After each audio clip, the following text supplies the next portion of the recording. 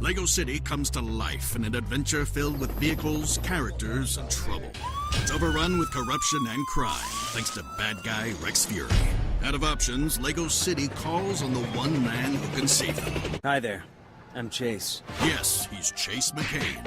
With over 100 vehicles at your disposal and a ton of awesome disguises, you'll be able to track down Rex Fury and save Lego City. Lego City Undercover, available on the all-new Wii U, rated everyone 10 and up. If you were once a child, which I know you were or still are, you were more than likely introduced to the toy of Lego. If not, I'm surprised that you made it this far in life without knowing the toy brick company. I'm actually surprised you're even watching this video, but I'm gonna assume you know the iconic toy. If you're a 2000s kid like me, your childhood was filled with multiple licensed video games. Plenty of those were Lego games. Lego has been making video games since the 90s, but it wasn't until Lego Star Wars a video game that they teamed up with TT Games to begin making video games together. Since their partnership started, a total of 34 Lego games have been released, including some re-releases and remakes. These include the likes of DC Comics, Harry Potter, Star Wars, Marvel, Disney, and plenty more. But TT Games had never made their own licensed game. It was always characters and worlds that were licensed to them. That would be until the Lego City Undercover series. Lego City Undercover is a game that is steeped in the history and mythology of the Lego franchise. From the very beginning, it's clear that the developers have a deep love and appreciation for all things Lego. The game is filled with references to past Lego sets and characters, from classic space themes to more recent superhero franchises. The game doesn't just pay homage to Lego's past, but it also uses the Lego building system to create a world that is uniquely its own. Something that the Lego games haven't done before, being that it's a brand new story with new original characters. There would be 2 games released for the series, one for the 3DS and one for the Wii U. I never actually played the 3DS version, and reading into it, it seems like it was actually a prequel to the Wii U game, taking place 2 years prior. I'm gonna only be focusing on the Wii U game, by the way, the definitive version of the game, by the way, the only one that's valid. The game was eventually re-released for the Switch, PS4, Windows, and Xbox One in 2017, 4 years after the initial release in 2013. When the game was released, I was not even 10 years old yet, but I just received the Wii U. When I heard that there was going to be a Wii U exclusive Lego game that would include gamepad features, my 9-year-old mind was super excited. I remember getting the game and starting to play through it. I had a good time, but I think I felt things were too repetitive when I was younger or something. Maybe I just didn't have as much fun as I thought I could have. But for whatever reason, I put the game down and I didn't pick it up until nearly 10 years later, for this video actually. And this video game turns 10 this month, so happy anniversary, by the way. When going through my video games to figure out what I wanted to play after concluding Battle for Bikini Bottom Rehydrated, and what I wanted to make a video on, I stumbled across Lego City Undercover and thought it would be a perfect opportunity for me to actually experience this game that I didn't give enough credit to when I was younger. I mean, when I entered into the game, I only had 7.4% done in my previous file. Damn, I barely played this shit. I loved Lego games growing up, especially Lego Star Wars The Complete Saga, like everyone else. But for whatever reason, I think Lego City never caught my eye because it didn't have licensed characters. I think I loved the concept of the game, but I think I was turned off by the fact that characters like Lego Batman or SpongeBob weren't there. I know that's sucky, but now that I'm older, I think I can really appreciate the fact that this game was made with love and care by a company that truly loves the toys the games are based off of, making a story based off of one of Lego's most iconic set lines, Lego City. As I turned on my Wii U and grabbed my gamepad for the first time in what seemed like forever, I entered Lego City Undercover, not knowing what to expect. And man, was it worth it. So, get up, grab a snack, and maybe a nice refreshing drink, and get ready to hear me ramble. I'm Drakey Berg, and this is Lego City Undercover, a masterpiece made of bricks.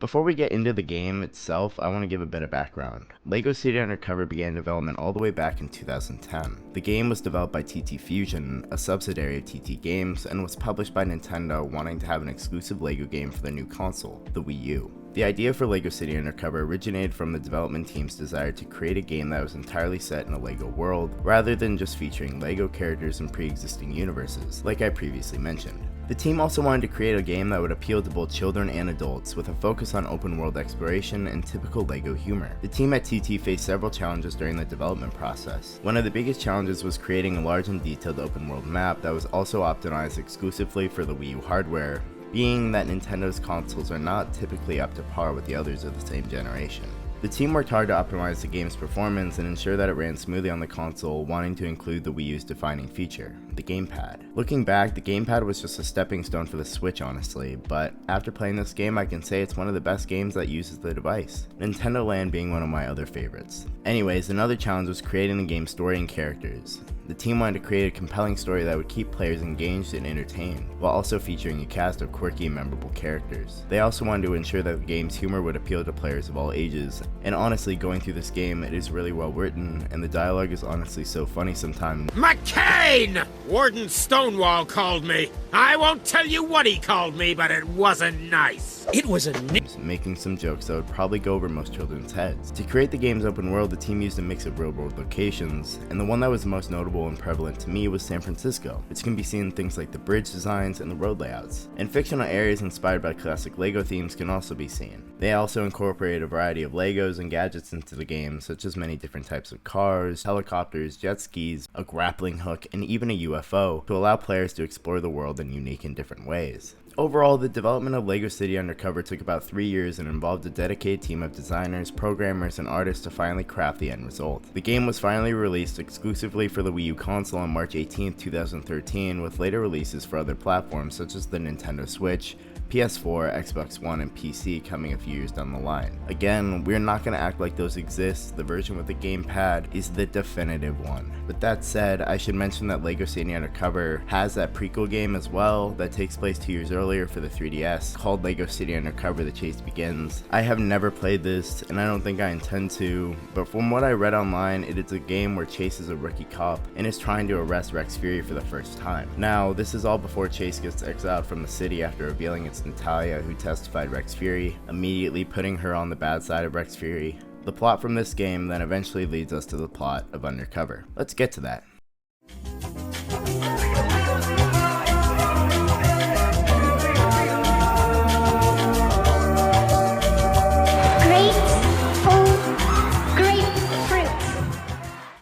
As I entered into the game for the first time in what would seem like a decade, which it almost is actually, I immediately fell in love with the city aesthetic of the game. It immediately gave me a GTA sort of vibe, even though I have never really played GTA. Anyways, our story begins with Chase McCain, the main character of our story, coming back to LEGO City after being exiled 2 years prior. I feel like I should note that there are 15 different chapters in this game, but I'm not really going to organize each part that way. The chapters are inconsistent in length compared to one another, and it doesn't really matter ultimately. Here's the title of each though. We start with Chase, the character we play as all game, as he arrives at the police station to restart his work as a police officer and help find Rex Fury after learning of his escape from Mayor Gleason. We meet another officer named Fred Cunny, my personal favorite character of the game, who you'll probably love too if you play through and find out he's absolutely batshit crazy, and Ellie Phillips, who's Frank's crush, but is also our main guide through all of the gamepad features we unlock throughout the game. She also calls us plenty of times and helps us do specific things for our various wacky and insane missions throughout our journey. Chase also learns that Marion Dunby has been made police chief. Dunby doesn't want us to have anything to do with the case, so he sends us on various other tasks, including catching bank robbing clowns, clearing up a roadblock, and catching some criminals who have taken over the LEGO City TV building. At this point, we learn there are unique features for the gamepad, like the police communicator and the map of the city. After I realized I'm not the best driver and I easily get distracted by the expansive city around me, where I actually learned of the concept of super builds, and this would become super important throughout the process of the game, we finally deal with the roadblock and are introduced to Natalia, who drove by after the road was clear, and we try and talk to her. Our conversation doesn't last long, and Natalia takes our car to say goodbye to her father and to leave LEGO City to stay safe after the escape of Rex Fury. While arresting the final criminal at the TV building, we learn that the criminals were working for Rex Fury, and he tells McCain to seek out a man named Blue Whitaker in the prison to find out how Rex escaped. Oh, I forgot to mention that we get a criminal scan for the gamepad at this point too. At the prison, Blue, who's just literally Morgan Freeman, tells McCain to check out Rex's cell. We work our way to Rex's cell, getting an undercover outfit, a robber costume along the way to enable us to crowbar open locked doors and open safes. We figure out that Rex used a pickaxe obtained from the Bluebell mines to dig his way out of the cell in the prison. We learn from Ellie that some of Rex's thugs stole equipment from the mines a few months back, and despite Dunby's warning to stay away from the mines, we decide to infiltrate the mines to speak with a witness about how things went down. When we arrive, we find that Rex's gang are still there. As we fight our way through the mines to find our witness, a man named Clarence Fletcher, aka Stinky, we learn that he's been kidnapped. His whereabouts are unknown by the end of the game, by the way, so rip Stinky. We also get a minor disguise in these mines and are able to break specific rocks and boulders and blow shit up with dynamite. Exiting the cage, we randomly run into Rex. Attempting to Rex proves fruitless as Rex is much stronger than us, and in a single punch, he knocks our shit out. As we wake up, the police chief of Bluebell National Forest Station stands over us and suggests that maybe we learn Kung Fu to stand up to Rex in his strength. During the scene, Natalia is there and we're informed that her father has gone missing. Because of McCain's blunder 2 years ago in which he revealed her name on television, as I mentioned, she does not want McCain's help in finding her father. Undaunted, McCain travels to the dojo of Barry Smith to learn advanced fighting techniques and Kung Fu. We also learn that our data scan on gamepad can also find collectibles and things. These techniques are pretty cool, but it's a nice change of pace in terms of LEGO combat. Once we're trained by Smith, we learn that Frank was abducted trying to deliver a new truck to the department as a favor for Ellie, and it's up to us to save him. Fighting off red-clothed goons, with our newly attained combat abilities, we regain control of the truck. We learn from Frank that a criminal enterprise ran by Chan Chuang, a crime boss in LEGO City, wanted the truck. After losing Chan's men, Frank asks Chase if he, alone, can drive the truck to the police station to impress Ellie with it. Chase ultimately agrees with Frank's idea. Frank, however, loses control of the truck and crashes it into a party at the station where Mayor Gleason is in attendance. Frank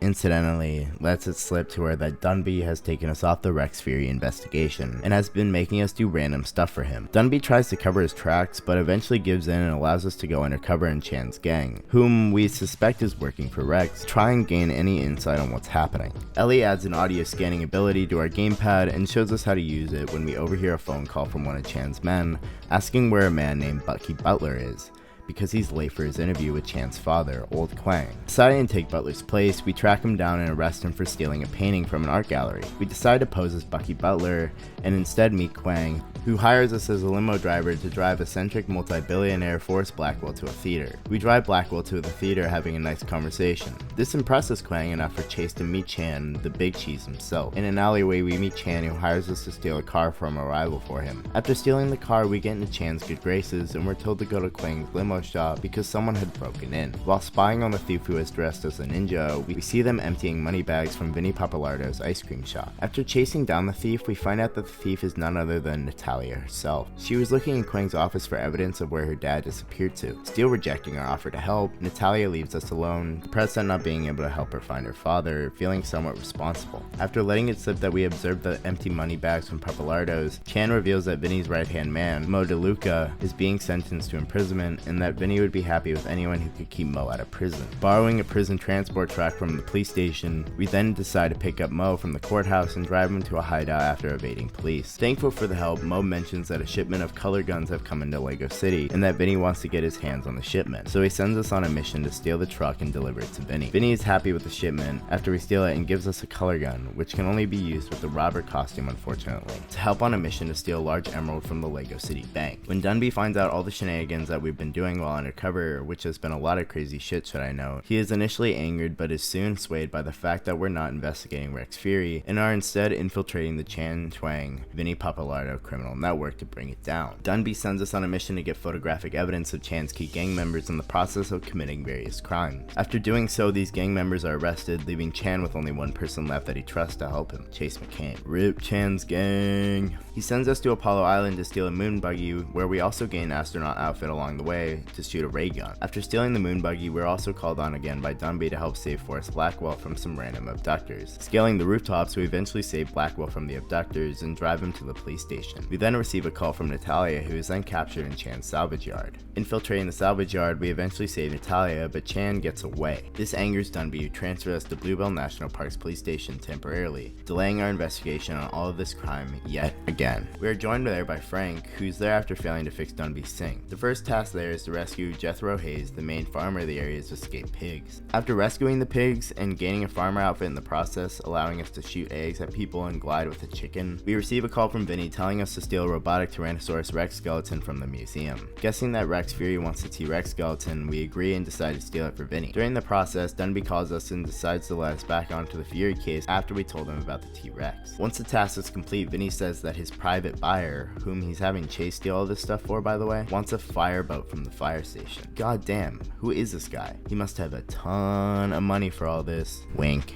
Wink, wink, wink, wink. Going undercover as a fireman, gaining the fireman outfit that allows us to cut down wood-covered doors and hose down fires, we eventually steal the fireboat. We then receive a call from Natalia accusing us of having police officers watch over her. As we did not set that up, we're confused and Natalia reveals it's not police officers watching her, but men in black clothing who break into the hospital in which she's working. Not again, Princess Peach head ass. We all use our undercover outfits to work our way through the hospital to save Natalia. Calling in a helicopter, we fly Natalia to Ellie's apartment, which acts like a safe house. Before they had departed, Natalia then apologized to us for being a pain in the ass, and that she knew he didn't mean to reveal her identity. We of course accept her apology. Mo suddenly calls us because he's worried about Vinny because he's meeting with the private buyer. Scaling the rooftops, we use the gamepad to overhear the meeting between Vinny and the mysterious private buyer, who turns out to be none other than Rex Fury himself. But Zach's surprised. Vinny is angered that Rex keeps asking for more and more things to be stolen, and so am I, might I note, and not getting paid for it. Undaunted, Rex tells Vinny to steal more things. Furious, Vinny calls us to do a job of our own, taking the fireboat, along with Mo, into the tunnel leading into Blackwell's mansion. Mo tells us that a while back, Sir Blackwell had wanted to build an apartment complex and shopping mall in Bluebell National Park,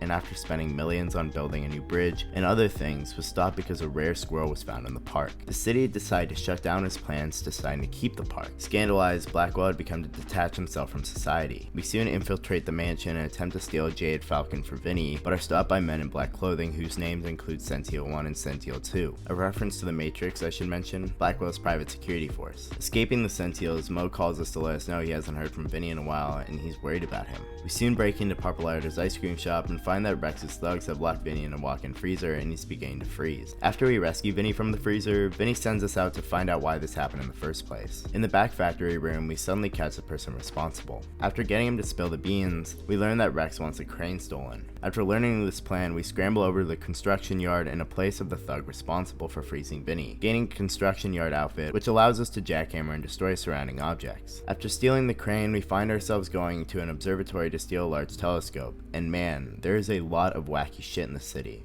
I mean, I'm not surprised by the wacky shit, I guess I'm just surprised we can steal it so nonchalantly. I mean, it's Lego City, I mean, whatever. Anyways, the crane is used to place the telescope on a truck that we can drive to Bluebell National Park. Whoa. There we find Natalia's father being interrogated by Forrest Blackwell. No way, who would have thought Forrest Blackwell, the guy with money, that he's a bit to give a password for a device of his. We also discover that Blackwell has kidnapped Natalia to get the password out of Henrik, Natalia's father, I forgot to say. After saving Henrik, gaining a jetpack for the astronaut outfit in the process, we travel to Blackwell's mansion in a UFO where we find a model of a moon colony that Blackwell has planned. We also discover that the office tower that Blackwell owns is actually a rocket ship in disguise. Its impending liftoff will destroy half of Lego City. We call Ellie and ask her to evacuate everyone that she can using special force fields that Henrik developed, and we are able to protect Lego City from the effects of the liftoff of Blackwell Tower's rocket ship. However, it's revealed to us that Natalia is with Blackwell on the rocket ship, so of course, in Princess Peach head-ass fashion, again, we have to go save her on the moon. With the help of Henrik and Mayor Gleason, who are grateful for our protection of Lego City, they help us get to the moon. On the moon, we quickly infiltrate Blackwell's moon base and reprogram the navigation computer to send the rocket back to Earth. Blackwell then sends Rex to finish us off, but that fails after we kick his ass, and because of that, Blackwell fires Rex. Blackwell then leaves him on the rocket and starts countdown on the moon base to self-destruct, only for us and Rex to survive the blast. On a piece of the wreckage, Rex Fury and us fight until we are able to arrest Rex after kicking his ass, again, of course. Although Rex easily escapes the cuffs, they are interrupted by Blackwell in an escape pod. He shouts to Chase that he'll have his revenge on Chase before getting hit by a flying cow, which causes the escape pod to fly off into space, disappearing. We then begin to freefall back to planet Earth in a really badass couple-minute segment. These free-falling segments are my favorite in the game. I don't know what it is. I think they're just super visually aesthetically pleasing. I don't know. I think Lego games, this is one of their best features. I don't know. Anyway, we eventually land back on the main deck of the rocket and save Natalia by activating parachutes. The deck lands safely back on planet Earth and the city celebrates our victory. We're initially dismayed by the fact that both Rex and Blackwell got away, but then Dunby reveals that Rex crashed into a toilet and was put into custody, with the toilet still on his head. Dunby then offers Chase the honor to arrest Rex, a bit of character growth might I say. We deny the offer and say that Dunby can have it because there are some things more important than arrest, as Chase and Natalia romantically hold hands, indicating that they're back together. together. Frank thought that Chase was talking about video games, and everyone laughs. Oh, Frank. Asensio from earlier on his little bicycle is shown to be still attempting to catch up with us from earlier in the game, as the game fades and the credits roll. After this, the story is concluded and free roaming every aspect of the game has officially opened up. I'll be honest, I initially went into this journey with the intent to complete this game 100% like Battlefield Bikini Bottom Rehydrated, but as I got 50% of the way through, I just got really bored, and I felt like I needed to do other things now. I feel like I'll come back and complete this game 100% at some point, but it feels super repetitive. It's cool to explore each aspect of the city, being that each is pretty distinct from the last and everything, but when each task is all the same throughout, there's not much of it. It's kind of tiring, especially when it's the only video game experience I was having at the moment, but I honestly enjoyed the entire experience. It was still fun to play this game and look back through all the things I missed out on when I was younger, but I'll talk more about that in the conclusion. Let's get to the reception of the game.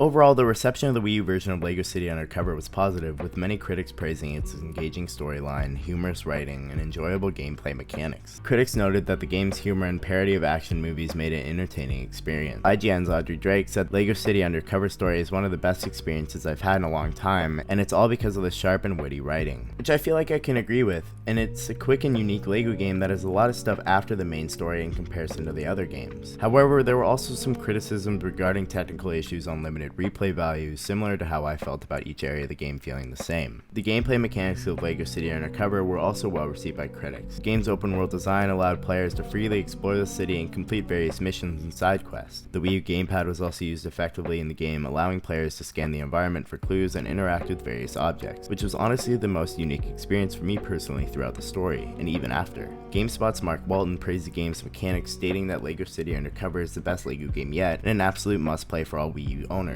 However, some critics noted technical issues that hindered the experience of playing the game. Eurogamer's Simon Parkin criticized the game's load time, stating that they're so long you can start making a cup of tea and finish it before you're back in the game, which was honestly my least favorite part of the game. Sitting and waiting, watching the police badge and the same music go for several minutes at a time was sorta sucky. Additionally, some players reported issues with frame drops, which could be frustrating during more action-packed moments, but I honestly didn't deal with this issue much. But I could definitely see it with the Wii U and how slow it could be. Another criticism of the game was that it lacked replay value, which was also quite prominent for me. As I said, I wanted to complete 100%, but I felt it was way too repetitive for my taste, unfortunately. Once the main story was completed, there were limited reasons to continue playing the game, as the side quests and collectibles did not provide a significant amount of content. Nintendo Life's Martin Watts noted that once the credits roll, you might find little to do other than mop up collectibles or replay a few favorite missions. In terms of sales, the Wii version of LEGO City Undercover was not a commercial success, selling around 1 million copies. The Wii was a commercial failure, by the way, so this is no surprise.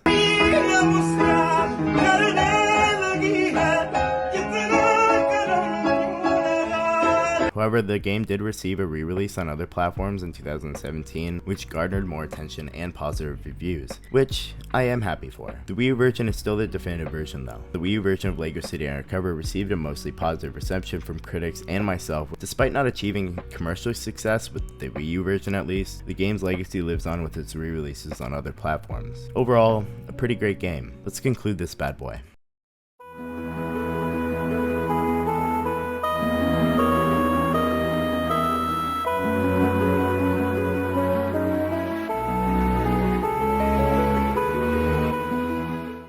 As I look back on my time spent with LEGO City Undercover, I can't help but feel a sense of nostalgia wash over me. It's hard to believe that this game, which feels so fresh and exciting even now, is already a decade old. Where's the time gone? I remember getting this game just as I got the Wii U, but the passing of time only makes me appreciate the game more. It's a reminder of a simpler time, when I could lose myself in a world of imagination and creativity. Man, has it been a while since I've truly done that. It's a reminder of the joy and discovery of exploring a world that's both familiar and new. And it's a reminder of how important it is to hold on to those moments of joy and wonder, even as the world around us changes and grows. As we get older, it's easy to become jaded and cynical, and to forget the pure joy that comes from playing a game like LEGO City Undercover. But games like this remind us of the power of imagination and the beauty of a well-crafted world. TT Games put a lot of effort into this game, and it was quite prominent all throughout. Much love is shown to everything LEGO. In a world that can often be overwhelming and stressful, stressful, games like LEGO City Undercover are a breath of fresh air. They remind us that it's okay to take a break from the chaos of everyday life and lose ourselves in something simple and fun. They remind us that even though we grow older, there's always room for a little bit of childlike wonder. So as I look back on my time with LEGO City Undercover,